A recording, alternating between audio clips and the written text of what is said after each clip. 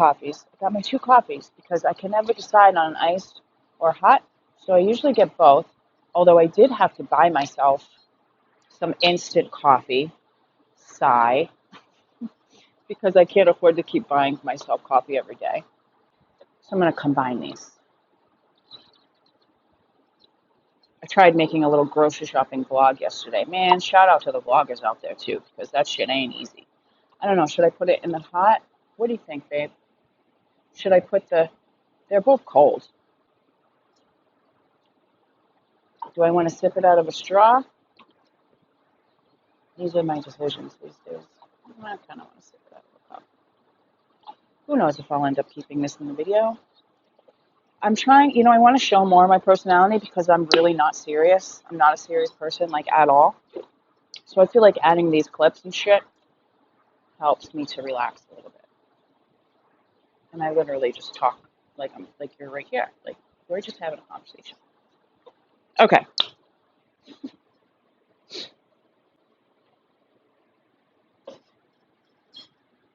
Hi. So today, I'm going to talk about some pet peeves of mine that I see on social media because I follow some like recovery and healing pages and accounts, not really because I want to, and we'll get into why, but to get inspired and to feel around like what other people are talking about, what's trending in topics kind of thing, right? So today I'm going to talk about my biggest pet peeves when it comes to like the recovery space and the healing space and why I would rather not follow any of these pages. Meanwhile, here I am building a platform based on this, but I hope my goal is to like be different from these other pages because there's so many things I don't like about them. Who the hell am I? After blabbing on forever, I don't know if I'm even going to keep that in the video. I really want to, but I'll probably edit it and go, nobody really cares what you're talking about, Ange. I'm Angie, and I was a dope fiend, a junkie, a heroin addict for 17 years of my life, and spent a long fucking time living in chaos, getting arrested all the time, picking up felonies. I have a 10-plus page criminal record, in and out of jails, dozens of detoxes, overdoses, homelessness, infections upon infections upon infections, almost lost 3 separate limbs due to infections, hospital stays. Oh my God, you fucking name it. I've been there. And today I am over 5.5 years into recovery, and I share my story online to like inspire people and shit. So welcome to the shit show. Listen, bro, if I wasn't trying to build my own platform and like inspire people and share my story, and I didn't have to like sit in front of a camera and like do this shit, I probably wouldn't follow a lot of recovery pages, if any. Let's be real. I mean, some of them are really good. I gear towards more like the mindset, motivation, kind of spirituality pages. But the only thing I really am on social media doing is watching dog content. I'm going to be so fucking for real with you. One of my pet peeves, and we're going to talk about a couple of them today. One of my pet peeves, and these are in no particular order. What is with this whole like babying your audience? What is with this whole like whispering, coddling? It's annoying. It fucking drives me bananas. Like, bitch, I'm a grown up. I'm a grown up, and if I hear you whispering at me in a video, like in a reel, or with that, peaceful background music, and you're talking about, you're like coddling me and telling me how everything's gonna be okay, and just stop fucking babying me. I don't want to fucking hear it. I am not about being talked to like I'm a child, okay? I'm a grown-up. I take responsibility of the shit that I did to get to where I'm at, okay? I don't need, there are no victims here. And especially when it comes to like addiction recovery, it's like, bro, most of us don't get anywhere by being babied, right? Most of us, when we finally wake up and have that like moment of clarity, usually we need a swift kick in the fucking ass to keep going. right? Usually we need to see like the harsh reality of things in order to keep going, in order to like put one foot in front of the other. Usually we need to be absolutely terrified. And the only way that we really get to that place of fear is by tough love. I mean, I don't want to say tough love. What is a better word? Like, it's hard for me to even describe, but if you're in this journey like I'm in this journey, then you understand what I'm saying. I don't know, is that a difference between alcoholics and drug addicts? I'm not sure. I'm not sure. I feel like the alcohol, like the strict, like alcohol free space is a lot softer. Now, but also, too, there really isn't a lot of drug addiction or drug recovery spaces. And the harsh truth about that is because most of us just don't make it out, let's be honest. It almost is catered towards the people who still have a victim mentality. Like if you're following me and if you like my content, I'm going to go out on a limb and say that you've outgrown or you know better. Like you're not a fucking victim. You made some bad decisions and some bad choices which led to wherever the fuck you are in your journey, right? And you take accountability for that because that's a huge piece of my story. And that's how a huge reason how I got to where I'm at was by taking accountability. So I am not about to baby you or coddle you or hug you into progress, right? That's just not how I work. And I don't think it's how it works, period. But it's just wild to me. Another pet peeve that I have about these pages a lot of times is the message about whether or not you still have cravings to use, whether it be booze or drugs or whatever, versus not having cravings. You have to be careful who you follow on social media. So someone had asked a question about like, how do you deal with cravings?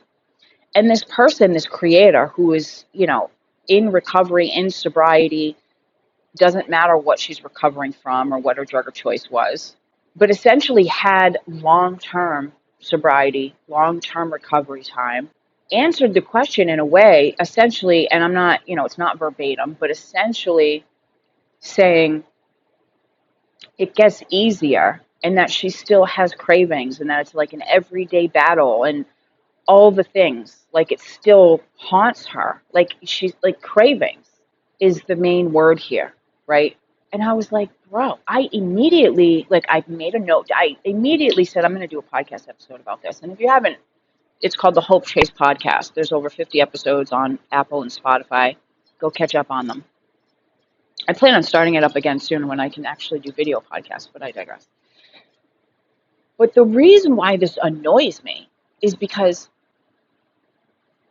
the whole point of recovery is to live a life that you no longer want to escape from, is to create a life that you are content with, where cravings don't exist.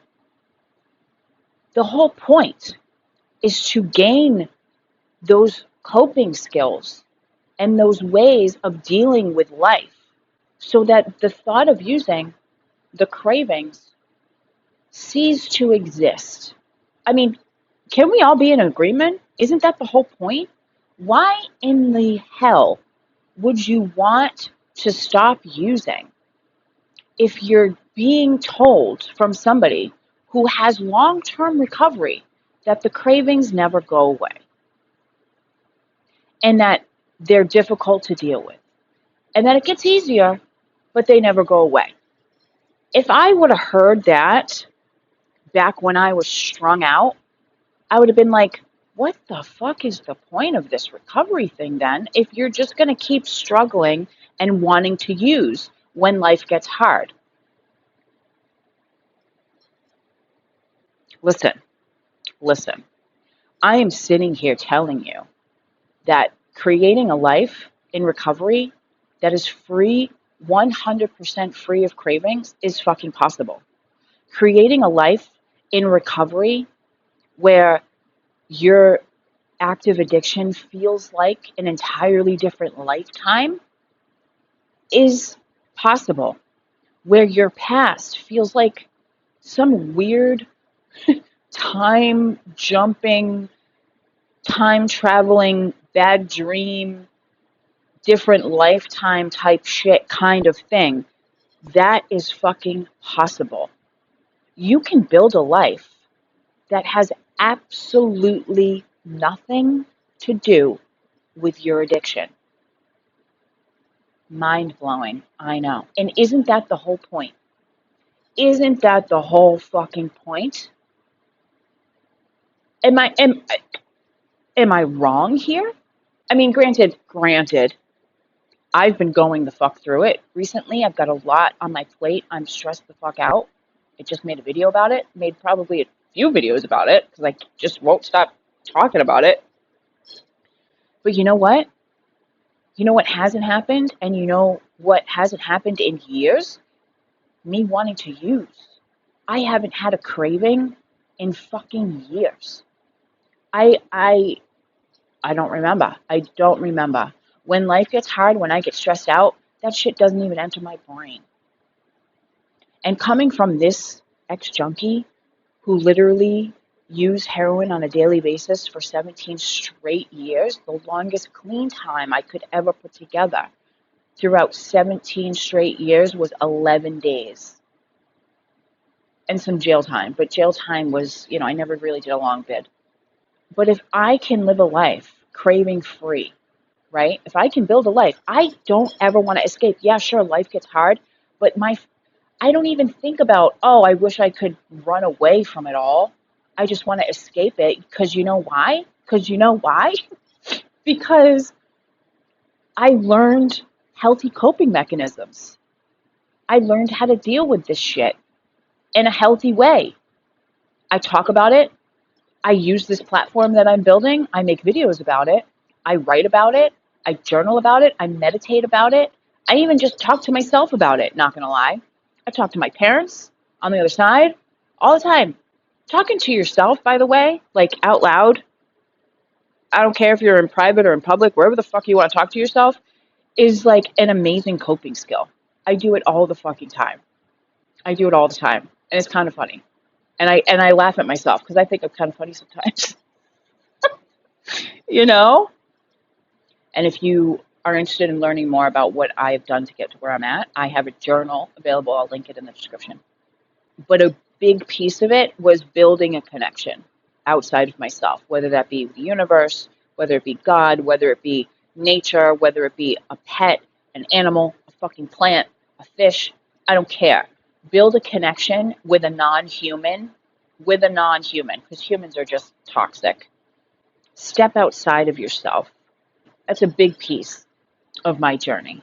And like I said, if you would have told ex-junkie me that that's the life that I was going to have if I stopped using, I would have said, okay, well, no wonder I don't want to fucking stop using, because I don't want a life that I'm constantly being plagued with cravings either. And the language. Another thing is the language that's used, right? I never say sober because honestly, I'm not in AA. And I feel like sober is something that is used in AA. And I have no desire to get high on anything anymore, period, point blank, period. But also, recovery is a word that best describes my journey because I am constantly progressing and recovering from the broken person that I was. Sobriety to me just means like free of substances. It doesn't really imply any work or internal work. It just simply means a person living without substances. 100% abstinence is what sobriety and sober means to me. Recovery to me, which is why I use it, means you're doing some sort of work to recover in this journey from substances. And I see it on social media too, is like there's still that harsh line kind of being drawn that separates AA people, sober people, from people who aren't in AA or people who don't use the word sober, right? Just like in AA, where it's like, oh, you don't use AA, oh, you must not really be fucking clean, you must not really be in recovery if you're not in AA.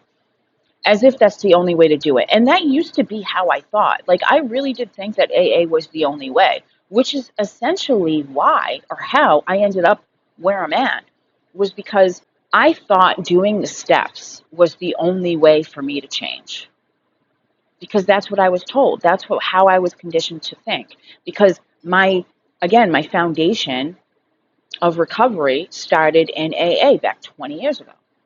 So that's what I was told was like the right way or the only way to truly recover from an addiction is by doing the steps. Because, and also, I want to add that that's not wrong, but it's just not the only way. I've seen people completely change their lives by doing the steps. And I truly believe that the best work, the best recovery happens by doing the steps thoroughly because it brings out the internal work.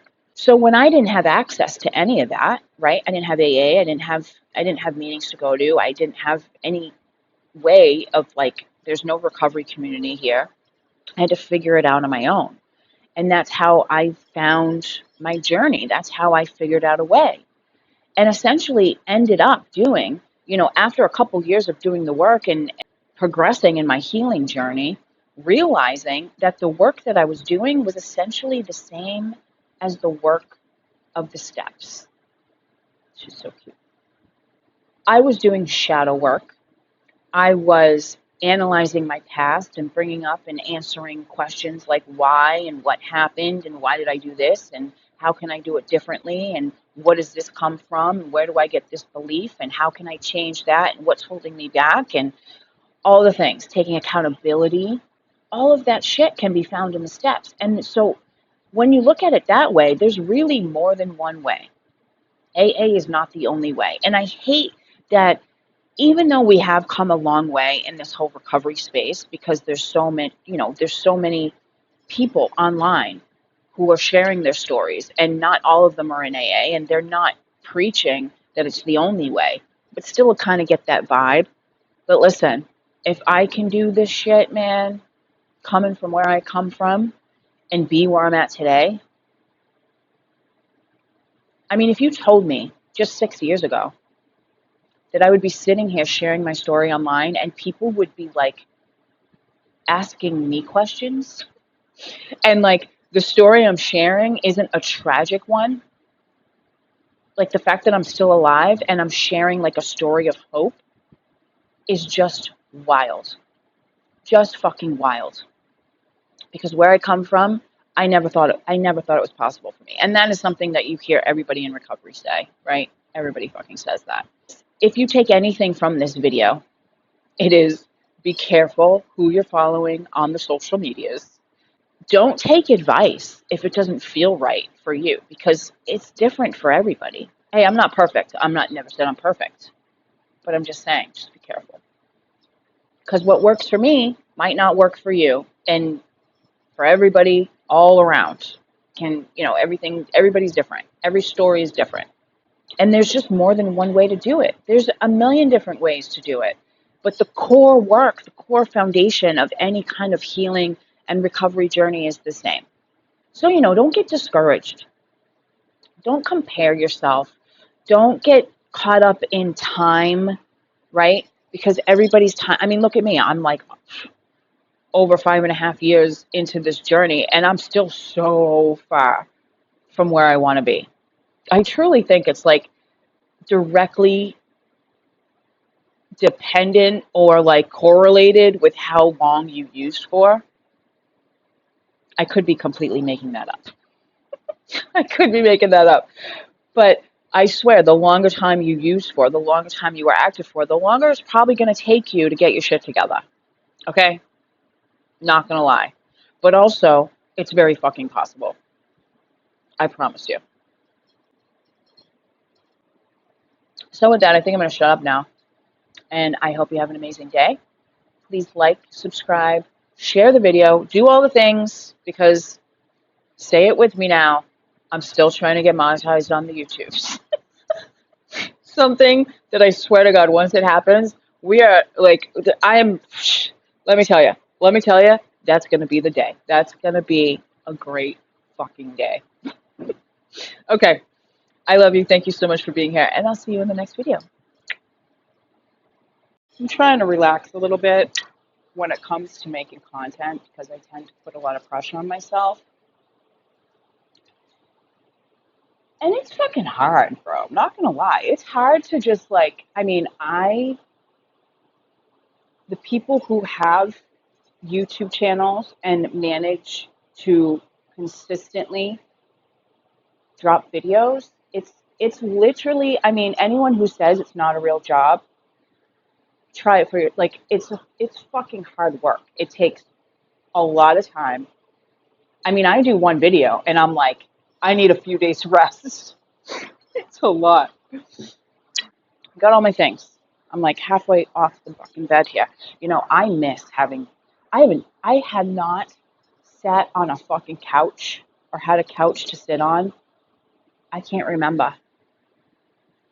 Oh my God. Actually, you know what? Even in the States, because I was so jumped out, at the end, the last like 5 years of my addiction, I was sleeping on an air mattress. And it's funny because I used to wake up on the floor all the time because I'd be high as fuck, nodding out, smoking cigarettes on an air mattress. And I dropped the cigarettes and put raging holes in the air mattress, burned holes right through it. And I could nod out and fall asleep and wake up on the floor. It's not funny. It was definitely not funny. But I thought it would be cheaper than like actually buying a real mattress. But come to find out, if you're a junkie and you smoke cigarettes and you're living or sleeping or nodding out on an air mattress, it's going to end up being more expensive because you're going to end up having to buy new air mattresses like every other month. But I haven't had a couch. Oh my God, when's the last time I actually had a couch?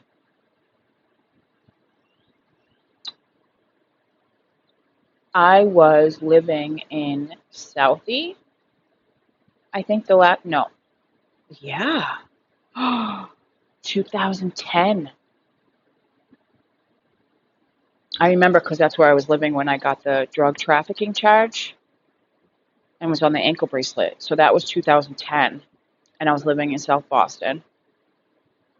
And that's the last time I had a couch because then from there, I was court ordered into treatment. And then I ended up, I think, after that, moving in with a friend of mine and getting rid of my couch. Oh my God, it's been fucking 15 years? That's wild. I cannot wait to have a fucking couch again, bro. I am so sick of having to sit on my bed. I am very particular when it comes to my bed. I used to be so, and I'm still high strung, but I used to be so particular about like my sheets being messed up.